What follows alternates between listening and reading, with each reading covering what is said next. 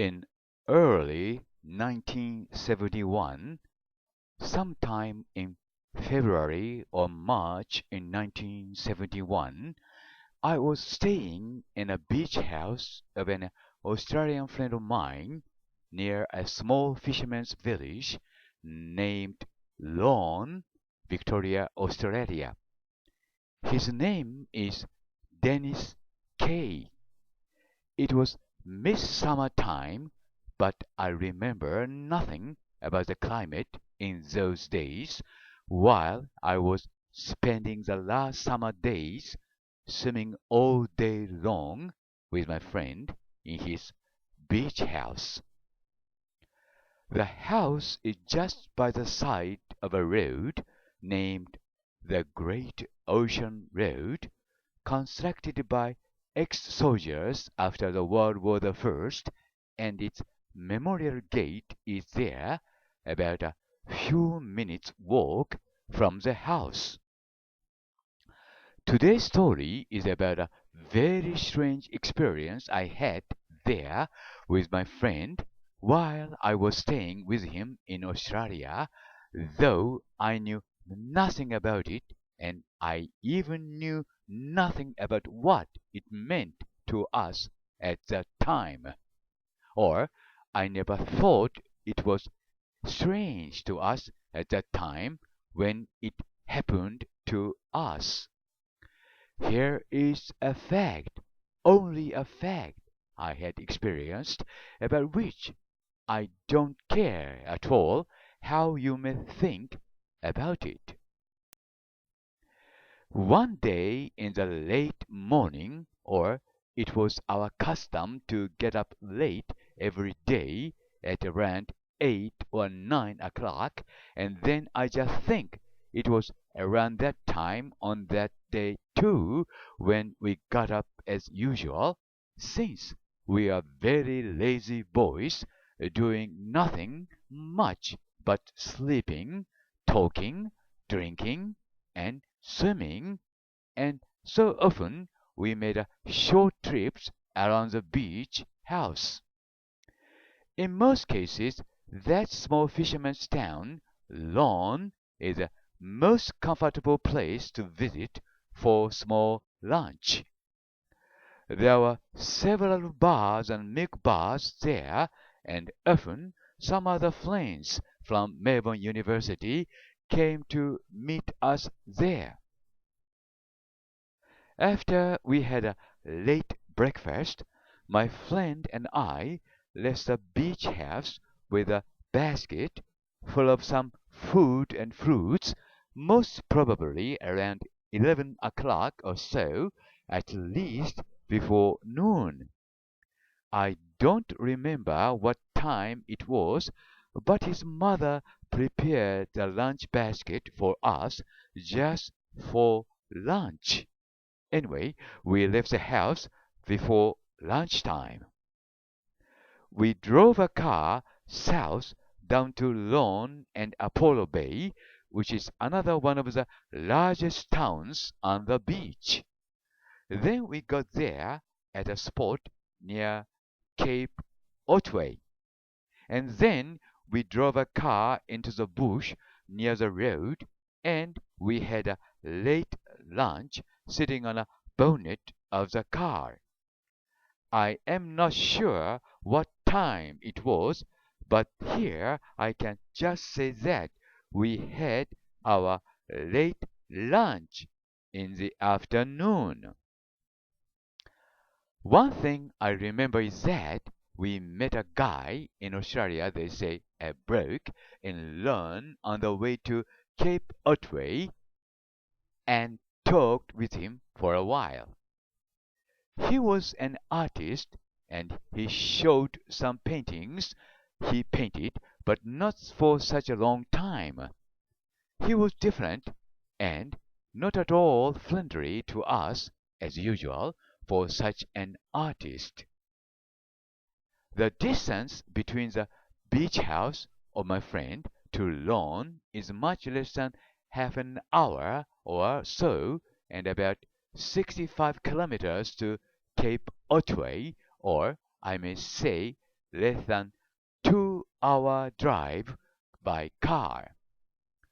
The Great Ocean Road is a beautiful highway-type road. We got to Cape Otway at that around time about 3 or 4 o'clock latest, but not later than that. Since we had our late lunch in the bush, and from the bush it took us only half an hour or less than half an hour from the bush to Cape Otway, where there stood one whitish lighthouse in a spacious open land. I remember only the lighthouse and nothing more than that there was except the lighthouse. But we did not go to the lighthouse, but we sat down on rough grass to do something. We sat on the grass, and one of us suggested to do something for a memory, because Cape Otway is the most southern part of the Australia continent. And we sat on the grass, holding our legs like Muslims, and then bowed towards the ground and kissed it. We kissed the ground with our palms open to the ground. Then, very strangely, both of us might have fallen to sleep very suddenly. The next things I remember is that I woke up and sat up from the ground while I was looking aside at my friend, who was also about to sit up at the same time together with me. I remember nothing else about what I did at that time, at that place.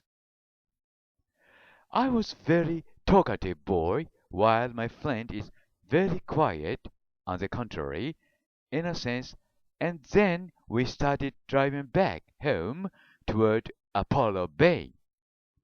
We did not talk almost at all, and it was a very quiet driving back home. From Cape Otway to Apollo Bay, it was about 16 or 17 kilometers, or at most half an hour drive distance.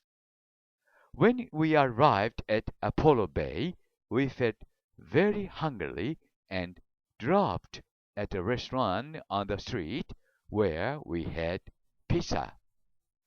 When we left the restaurant, it was completely dark at night. This is a story and nothing else I can add to it.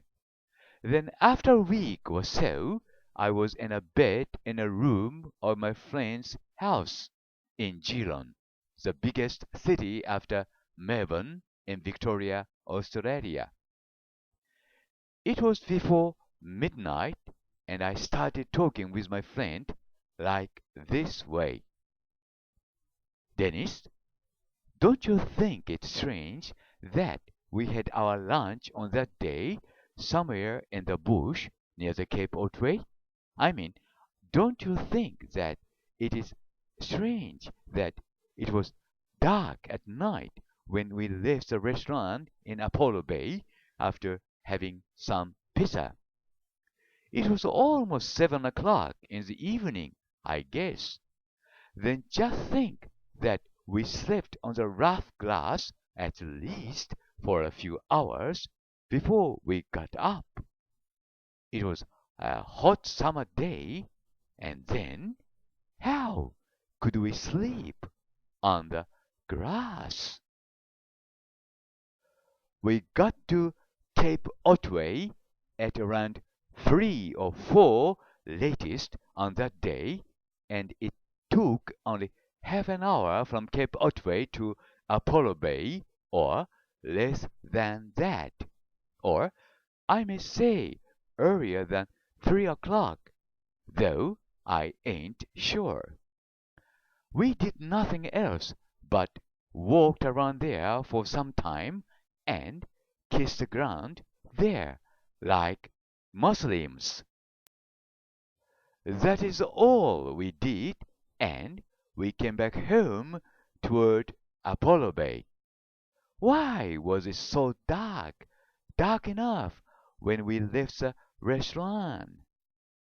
I mean, we lost a few hours there on the grass, and we slept for a few hours under the burning hot sun. Was it possible? This was what I talked to him in his room.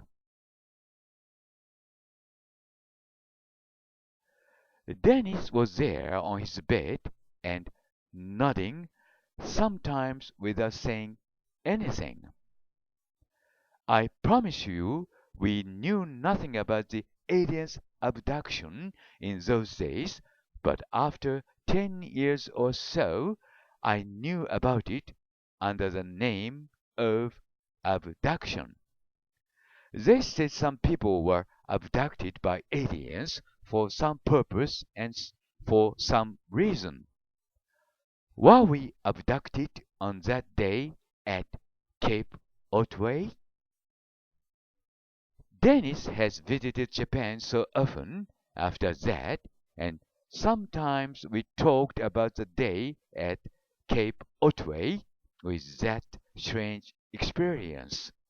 Only what he replied to my talking is that, Hiroshi, if you say so, you are correct. This is a story that I can talk for today. I promise I am honest, and I swear nothing is false here in this story. You be the judge. Hiroshi Hayashi, Hamamatsu-city, Japan.